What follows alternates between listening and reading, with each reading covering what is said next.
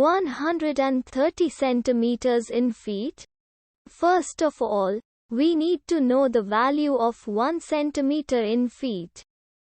It's always 1 centimeter equals 0.03280839895 feet.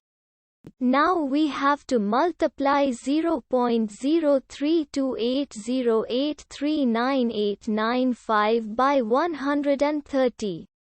Therefore, 130 centimeters times 0.03280839895 feet equals 4.2650918635 feet. So, in other words, 130 centimeters equals 4.2650918635 feet. We hope you have enjoyed this video. Please like and subscribe to our channel for more videos like this.